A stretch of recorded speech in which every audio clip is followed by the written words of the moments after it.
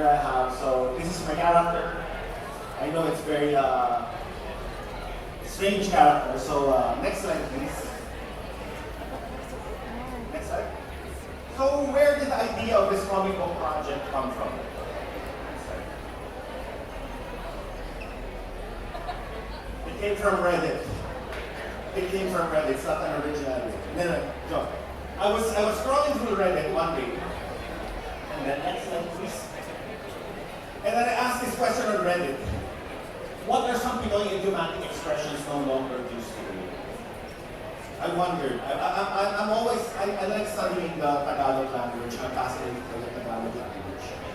And I also write lyrics for songs, and I'm always on the lookout for good song titles or good lines for choruses. So I came into Reddit as a songwriter, and then I was looking for titles that I could use. Next slide, please. And then I came upon this Pinoy idiomatic expression no longer used today. Next slide. Butiking Pasay, what a strange word. A compound word. So, Butiking Pasay, for those not from the Philippines, from our delegates from Thailand and Singapore and Malaysia. It's a Philippine idiom no longer used nowadays. Gen Z kids, baka hindi nyo na alam ito. Next slide. And it's such an odd pairing. You have a butiki here, which is a local animal, local reptile, which I don't know if we're terrified of or disgusted of. And then you have a city, juxtaposed up. You have a butiki and the name of a city, of a district in Manila, Pasay. So what a strange combination. Really strange combination. But I like the cadence, as a writer, I like the cadence of it. Butiking Pasay. There's a musicality to the syllables. There's a beautiful, strange idea. So when I kept saying it, Butiking Pasay, I felt disgusted. It's disgusting. And at the same time, it's also punk rock. Next slide, please. So what the hell does this mean? It means it's a scrawny, undernourished person, someone so thin. His or her limbs resemble those of a house gecko. So someone who's ugly and skinny. So it's an insult pala. If you call someone a Butiking Pasay, he's ugly and he's thin. Okay, next slide please. So I was thinking of this actor, Palito, from the 1980s. I don't know if you know him. Is he a Butiking Pasay? And then the further I went down the rabbit hole of Reddit, next slide please. This is a Butiking Pasay. Salvador Panelo actually is a Butiking Pasay. When his name caught on, the news, the memes call him a Butiking Pasay. Salvador Panelo, the legal counsel of President Duterte. Next slide please. But why Pasay? I always wondered, why would you juxtapose the word Butiking with Pasay? Pasay is such a beautiful city for me. If I say Pasay, the Pasay of my youth, it's Phil site, that was first alive. My classmates here from the Ateneo would know. Pasay was the BGC, was the Makati of the 1980s. Don't care. Pasay was the BGC of the 1980s. All the pool malls was there. All the fairs, all the events were there.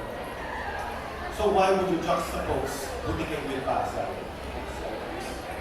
Then I find, and upon my research, it's because of this. Pasay has a lot of squatters areas that we didn't get to see because during the martial law years, the First Lady, Imelda Marcos, built walls to hide the squatters area for, I don't know, when the Beatles came here, or when they had a beauty pageant or a film festival.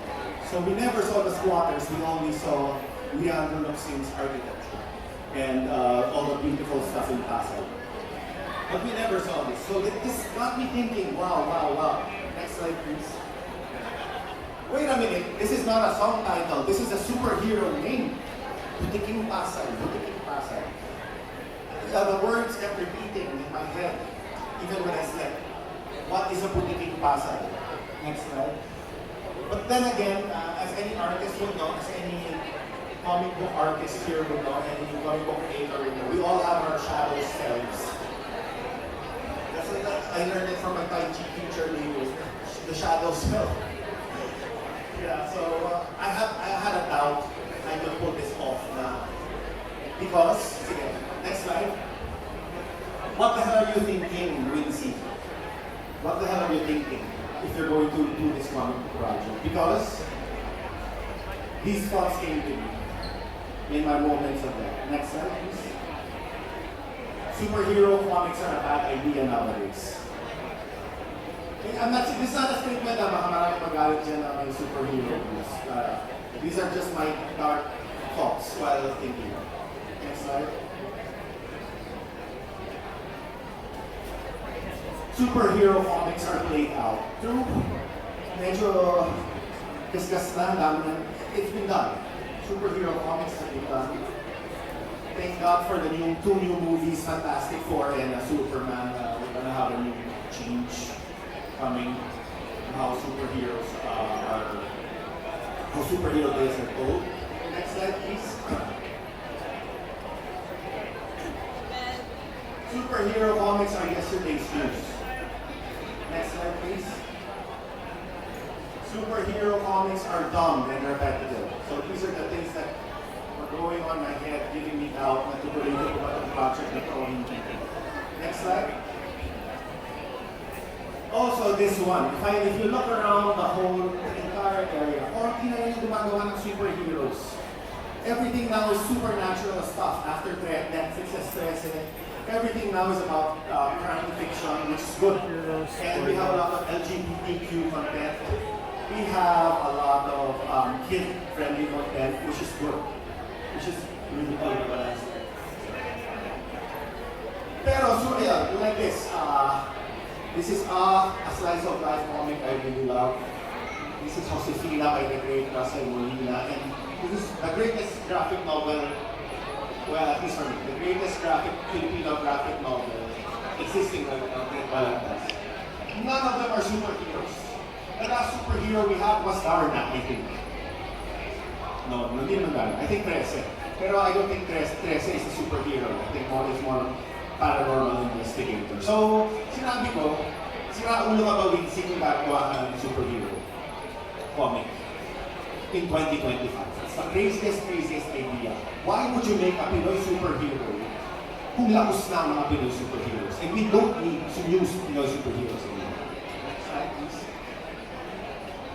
If you make a Pinoy superhero comic, you are bringing comics back to its own inert and tired state. So these were the things that were getting inside my head. These moments of doubt. Next slide. The superhero genre is a regression, not a progression of the comics medium. Kasi yung comics ngayon, umalis na from the superhero. We have fantastic mech series from Katrina Olan, Tablay. We have lots of LGBTQ titles. Tapos, gagawa ako ng superhero comic. Anyway, next slide. But then again, life is too short. Next slide. I'll make a new Pinoy superhero. That was my challenge. Tuloy ko. Sige na, bahala na si Batman. Anyway, so next slide. So anyway, in my moments of doubt, I always go back to this book by my favorite writer, Ray Bradbury. It's this book called Zen and the Art of Writing. It's a really good book. So I look for sources of inspiration. How do I start again? How do I start the story? I forgot. And then, next slide. I read this quote and then I felt energized. I felt, kakayanin ko to. And this quote contains so much wisdom, contains so much intelligence and simplicity na pwede ko siyang gamitin sa kahit anong art na gagawin ko. It goes like this. Make a list of what you love. Make a list of what you hate. Then write stories that celebrate one and annihilate the other. Ray Bradbury, ladies and gentlemen. So, very beautiful quote. So I think in making art, ganun nga lang or in life, you hate traffic, that's something you hate. So you go to something you love para you can survive traffic.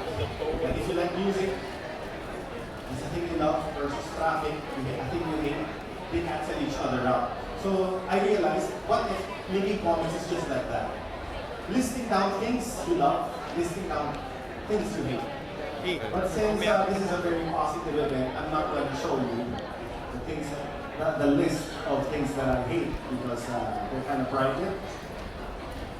So I'm going to show you all the things I love that made me make my comic book. Next slide, please.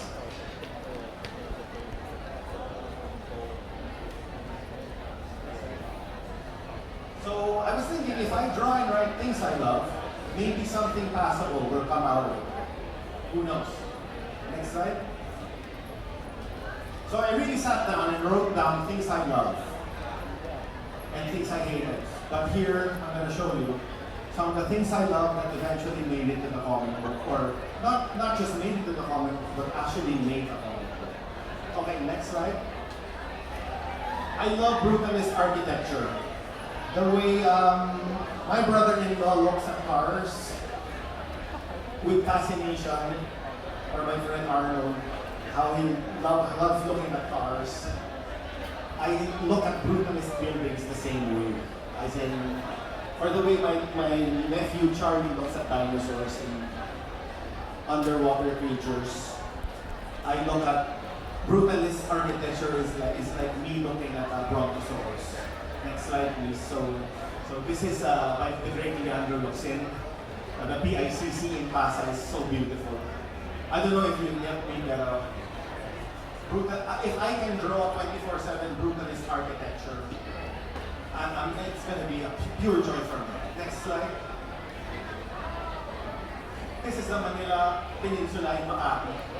Beautiful, beautiful brutalist building where my office used to be 5 minutes away from this building, and I stared at it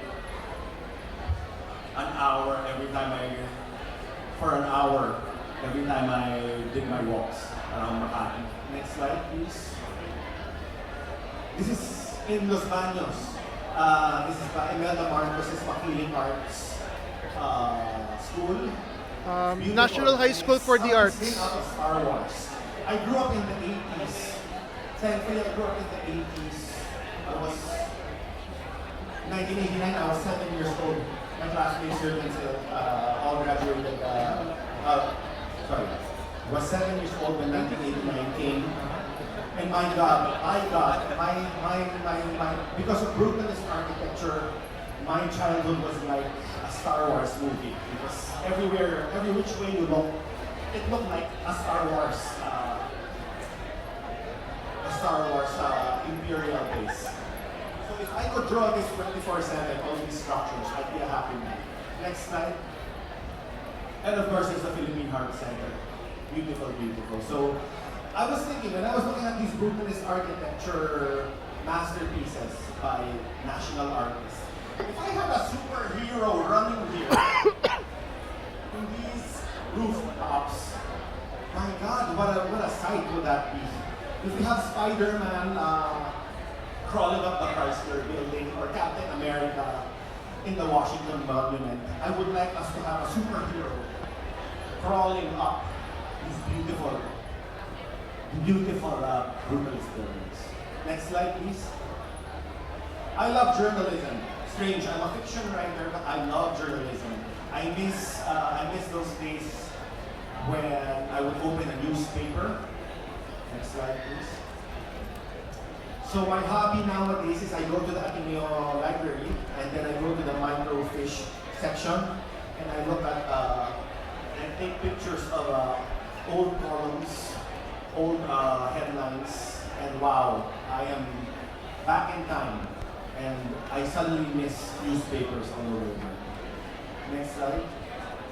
I also have an obsession with editorial cartoons, the way, how so much little line work is, and so much thought is put into it to express an idea during a very political idea, or a problem, or the struggle of a nation encapsulated in one gag cartoon. Next slide. And of course, circling back to Joaquin, who's my favorite Filipino writer. This is my favorite Filipino book of all time, Reportage on Crime. Butiking in Manila. This is Nick Joaquin when he's doing journalism. So yeah, so it's slowly forming in my head with all these things I love. Next slide. I love weird looking action figures. While my classmates in grade school like Transformers or G.I. Joe, I was a weird one. I was quite eccentric back then until now. So I liked action figures that were disgusting and looked strange. Next slide, please. If they look disgusting, I love them all the more. Well, it was the 80s and the early 90s, and you know, a lot of toys look disgusting, and until now, I still like those kinds of designs more than, you know, the Transformers or G.I. Joe or other more technically built designs. Next slide. So this is the Toxic Crusader. Next slide. This is a Ninja Turtle. It's an obscure Ninja Turtle action figure. I love the design. I could stare at it all day. Next slide. Oh, this is beautiful. All the trash. I love the trash. I love looking at trash. I love throwing trash. Like this fish bone here. I love throwing trash. I love garbage. Next slide.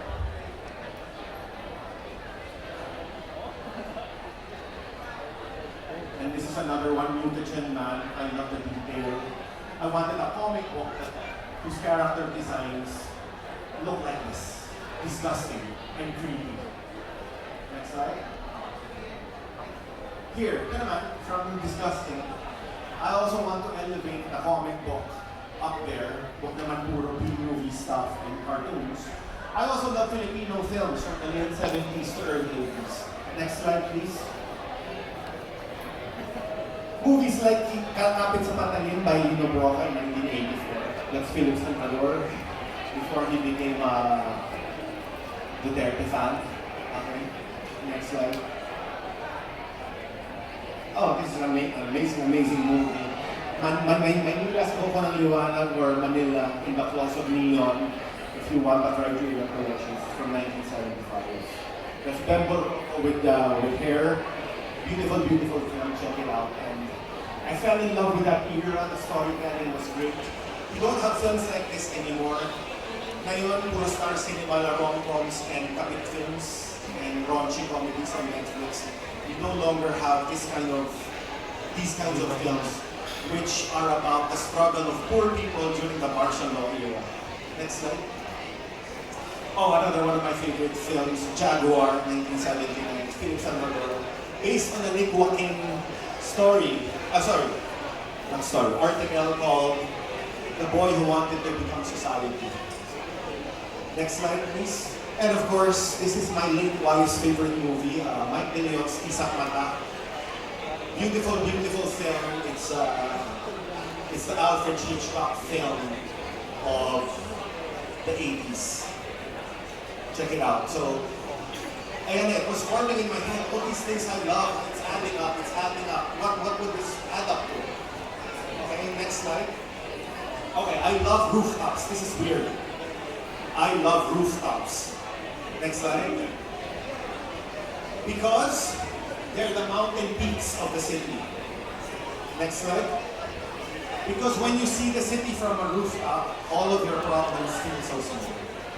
So nowadays, I have a hobby of pretending that I'm looking for an apartment, and then I asked the broker if I could see the rooftops of old brutalist buildings in Manila. And this is one of my adventures. Next slide. This is a brutalist building from 1977 that I got to see for free in the guise of an interested tenant. Okay, next slide. See the majesty of a rooftop in Manila. There's so much beauty in it. Next slide, please. There you go. Wow.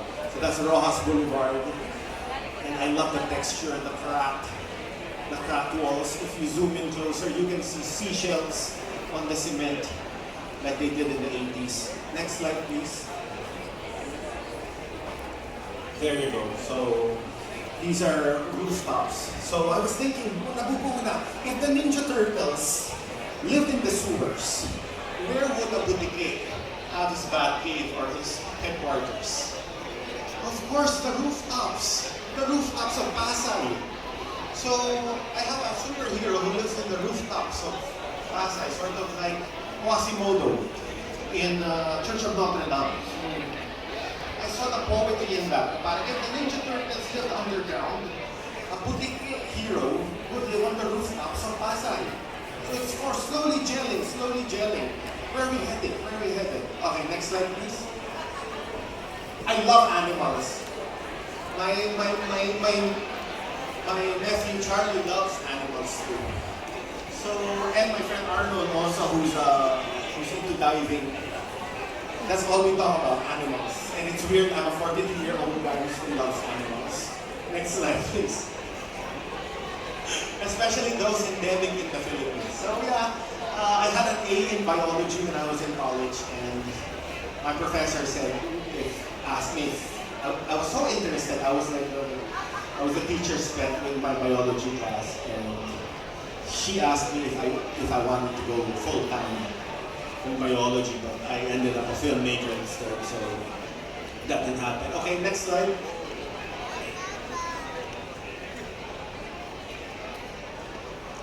Of course, we'll begin. Next slide. Next slide. Okay, and this one. This is quite technical. This is very film school. I love two-handers. What the heck is a two-hander? Next slide. Or what we call walk and talk movies. If I show you some pictures here, you know what I mean. Next slide. So two-handers are two-handers are movies where two people walk and talk. Next slide. So you have movies like Woody Allen's Manhattan. It's just a guy and a girl walking around New York talking about life, the universe, everything else in between. Next slide. Before Sunrise series, the trilogy by Richard Linklater. My favorite trilogy ever. Not the Star Wars trilogy. Okay, next slide. Of course, that thing called Tadhana, our very local version of Before Sunrise. Next slide. Of course, this is such a classic, and you'll see it later, the influence. The first 10 minutes of Pulp Fiction with John Travolta and Samuel L. Jackson. What a masterpiece of 10 minutes of film. Dialogue-wise, comedy-wise, tension-wise. Next slide.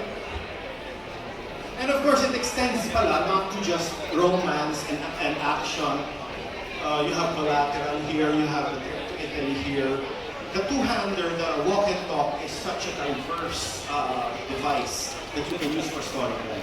So my comic book it's not really an action comic book.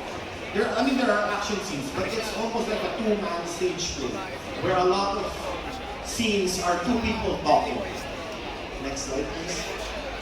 Second to the last, I love Philippine history. I love Philippine history. Next slide. Most especially the history of Manila. Manila is such a beautiful city, and it's such a wonder. It boggles me what started as a field of talahib and swampland turned into this uncontrollable, traffic-infested metropolis that we cannot understand anymore. Next slide. So this is, I think, Escuelta in the 1930s. Next slide. This is Quezon City in the 1950s. Cubao in particular. Next slide. Oh wow, this is the Love Bus. As you can see here, it's the 70s and the 80s na, so you see the Love Bus here. Next slide. Lastly, I love superhero comics, so all my doubts disappeared when I wrote that down. Next slide. Especially the ones made by this guy. Next slide. Grant Morrison. He's my hero. And I've always wanted to have a comic book, a Filipino comic book with a Grant Morrison touch. So it's a very tall order. How can you be the Pinoy Grant Morrison? It's impossible. It's impossible. Yeah. I shaved my head. Yeah. He's such a genius. So I looked at 3 of his works.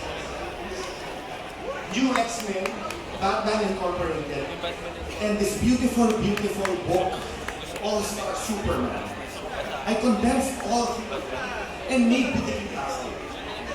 So this is a tall order, and it's impossible that I could even reach the level of, you know, Grant Morrison's level, but it's my best, it's my worst Grant Morrison impression.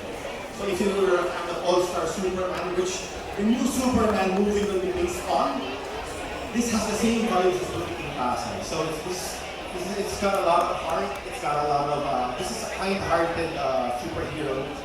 This is not Wolverine, this is not Batman, this is Superman with a A and sentient broomstick. So check it out. If you haven't seen these 3 comic books, these are amazing. And these are the tones that I was looking at when I was making them. Next slide.